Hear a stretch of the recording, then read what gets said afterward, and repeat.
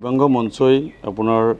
পঞ্চায়ত আৰু গ্ৰাম উন্নয়নৰ আয়ুক্ত মহোদয়াক এখন আপত্তিবিহীন আৰু এটা এপ্লিকেশ্যন কৰিছিলোঁ যেন আমাৰ বটদ্ৰৱা উন্নয়ন খণ্ড বৰ্তমানৰ ডিং উন্নয়ন খণ্ড তাতে আপোনাৰ 3জন GRS ক্ৰমে আপোনাৰ মহিবুৰ ৰহমান, আছাদুজ্জামান আৰু আমানুল্লাহ মুজাদ্দাদিৰ ওপৰত আমি এখন তদন্ত বিচাৰিছিলোঁ কিয়নো তেখেতে MG এনৰেগাৰ নামত একেটা কামকে বাৰেপতি এনেকুৱা কৰাৰ কাৰণে আৰু দুৰ্নীতি অজস্ৰ পইচা প্ৰায় 22-23 কোটি টকামান আমাৰ তেতিয়াৰ বটদ্ৰৱাৰ শিখা গগৈ নামৰ ভিডিঅ'ৰ জৰিয়তে এক এনেকুৱা বৃহৎ অংকৰ মুনাফা আদায়ৰ বাবে আপোনাৰ য'ত নেকি মানুহৰ আহা নাই য'ত মানুহৰ চলাচল বন্ধ তেনেকুৱা জেগাটো সিহঁতৰ আঁচনি ৰূপায়ণ কৰি স্কিমবিলাক কৰাৰ কাৰণে আমি যোনটো পঞ্চায়ত আৰু গ্ৰাম উন্নয়ন আয়ুক্ত মহোদয়াক এপ্লিকেশ্যন কৰিছিলোঁ কীৰ্তিজেলী বাইদেৱে আমাৰ সাংগঠনিক আবেদনৰ প্ৰতি সহমৰ্মিতা জনাই তদন্তৰ কাৰণে নগাঁও জিলা আয়ুক্ত মহোদয়লৈ পত্ৰ প্ৰেৰণ কৰে। সেই অনুযায়ী আমাৰ অতিৰিক্ত আয়ুক্ত আমি শিল্পী ৰেখা পণ্ডিত বুলি কয় তেখেতক দিছিলে তদন্তৰ কাৰণে তাতে আপোনাৰ এনেকুৱা এটা ধোঁৱাচাঙৰ তদন্তৰ সৃষ্টি কৰিছে য'ত নেকি আমাৰ মাননীয় ৰূপক শৰ্মা বিধায়ক নগাঁও আৰু বটদ্ৰৱা সমষ্টিৰ তাতে তেখেতে অলপ হস্তক্ষেপ কৰা বুলি আমাক দৃষ্টিগোচৰ হৈছে। গতিকে বৰ্তমানৰ নগাঁও জিলাৰ বিধায়ক শ্ৰী ৰূপক শৰ্মা ডাঙৰীয়াক মই অনুৰোধ জনাওঁ যেন যিহেতু এইটো আমাৰ সাংগঠনিক আপত্তি আৰু দাবী কিয়নো এই 3জন GRSে বিগত প্ৰায় বহুত দিন ধৰি পেলাই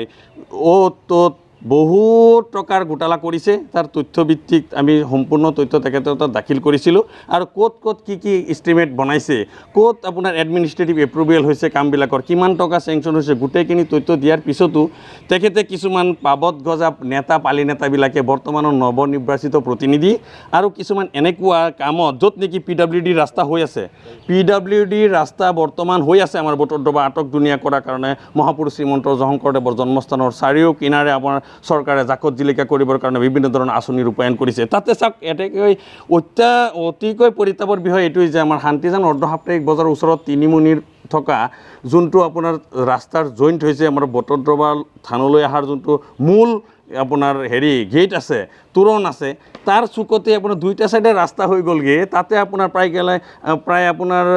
45 লাখ টকাৰ ওপৰত স্কিম গঠন কৰিছে য'ত নেকি 2-3 ডাম্পাৰমান মাটি পেলাই অত টকা সৰলকি কৰিছে য'ত GRS জড়িত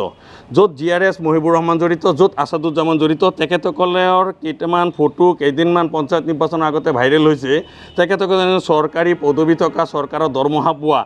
ৰাজনীতিৰ আওতাত পৰি পেলাই তেখেতে ৰাজনীতিত গৈ পেলাই জইন কৰিছে কিছুমানে BJPত জইন কৰিছে কেইজনমানে তলে কংগ্ৰেছ কৰি আছে। গতিকে